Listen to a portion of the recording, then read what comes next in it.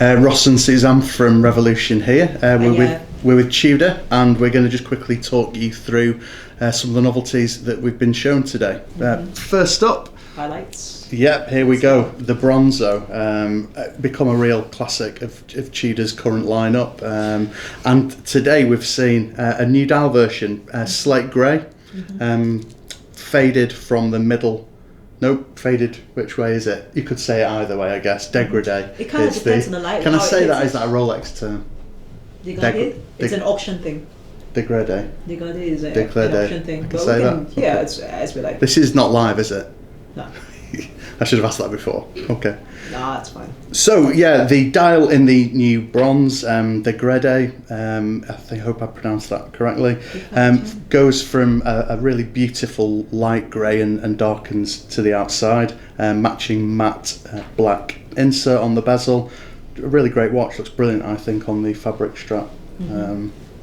And again, you know, the case, Tudor's proprietary bronze, it's allowed to age to a certain point. This will never do that horrible algae green thing that some bronze watches do. So yeah, a great addition to the lineup.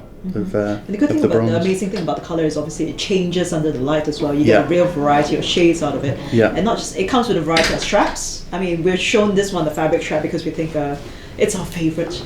But there's others as well, and you'll find one that suits you, for sure. Yeah, and of course the 369 dial is classic as well.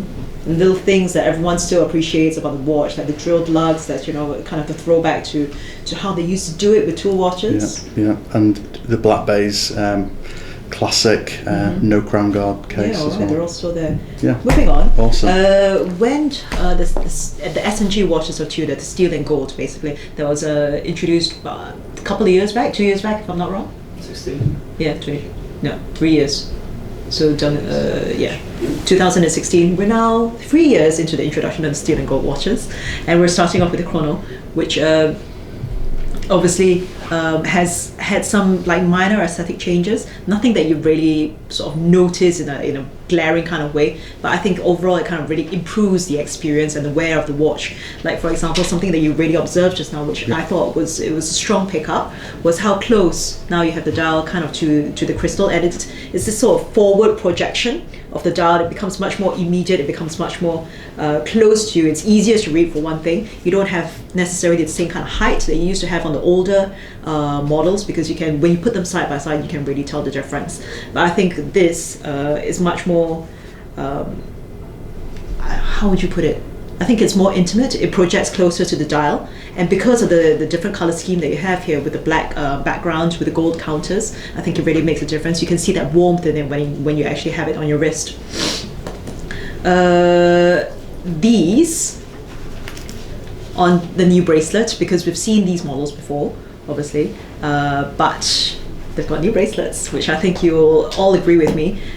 We all see the family resemblance to their familiar cousins over at the other side of the stand from us, but for you it's Rolex, because they're not on the other side of anything for you guys at the moment. I guess not. So obviously this kind of has that sort of familiar look, if you're familiar with the Jubilee bracelet of Rolex, but with minor differences. They're wider, they're like polished in the middle. Obviously the construction is also slightly different. They're lighter, for one thing, because one of the things that we always really sort of appreciated about the steel and gold collection, and how Tudor in general do this sort of thing, is that because value is always a high consideration, a priority for this brand, and the solid gold links, they're not solid gold. They're gold capped or gold wrapped. So it's not gold plated, which is kind of really thin. It's a thin layer of gold which gets easily scratched, and you can see the core underneath, but it's quite a thick layer of gold with a steel core, so that it reduces, first of all, the weight, but also gives a really attractive price to these models. And they come in a variety. There's a black dial version, but my personal favorite is the champagne dial, just because I think it really emphasizes the vintage aspect and you know, that whole 70s vibe of this watch, which I particularly enjoy. And Ross is going to wrap things up by talking about another old school piece that's come along. Yeah, I mean, a subject very close to my heart, the mill subs military issued Tudors. This is a super imagining of an early prototype. So Tudor provided the United States Navy with Tudor submariners back from the late 50s, 1958 I think was the first batch that they issued. And through the years they moved through the different Rolex references through from 7924 to 7928. At the end of the 1960s, the US Navy issued a new specification for the dive watches, and Tudor's response was what we now know as a prototype. The project was called Project Commando, and you know, this is great stuff for Tudor fans to. All you history nerds are nerding out right Yeah, now. to be given the kind of background to these watches. And to actually have the prototype on display here today is really exciting. Yeah. Unfortunately, we can't share the prototype with you. It's locked in a case, and we're not allowed to touch it. Apparently, yeah, but not in daylight hours. We tried our best because we love you guys, but we can't. Sorry. So the original version had these two hinged end links, which enabled you to do two things: to lock the bezel and also to unhinge and remove the bezel to remove any salt and cleaning because it built up. Yeah, difficult part of the watch to clean. Not that we're dive experts or anything. Yeah, no, I've never been diving. So this version has a new patent. The patent is in effect from this week, I think. Is that right? So a new patent for this new end link, which clips up and enables you to move the bi-rotating bezel, bi-directional bezel to wherever you want it, clip it back down and it's locked. It's a great watch.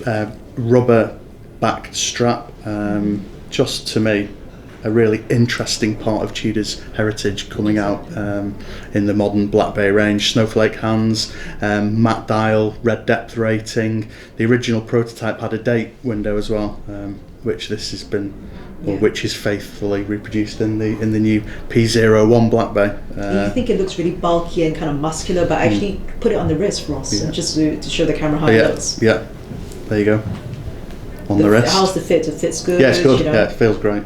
Yeah, a really interesting watch. I think the history of this and the fact that Tudor have opened up their archive and confirmed that this watch existed when the original patent was put in the 60s. Obviously, that's public domain information. There's always been a lot of speculation. Was it a Rolex watch? Was it a Tudor watch? And now we've actually had it confirmed. Highway. Now we've had it confirmed that it's a Tudor watch and that it is a genuine prototype. There's a lot of talk in the vintage Rolex world about prototypes or prototypes. This is a chapter of Tudor history that people still like to talk about and you know. Yeah, it's important. I mean, this is an important part of the Tudor story to me. I am partial to vintage Tudor watches, and I think for me this is a really, really, really cool chapter. So that's amazing. So that's all we've seen from Tudor this year. Slice of history, a gorgeous slice of history. New color of dial, which brings out really the new warmth of these, and a new bracelet. And that's what we have for you this year at Baselworld from Tudor. Thank you.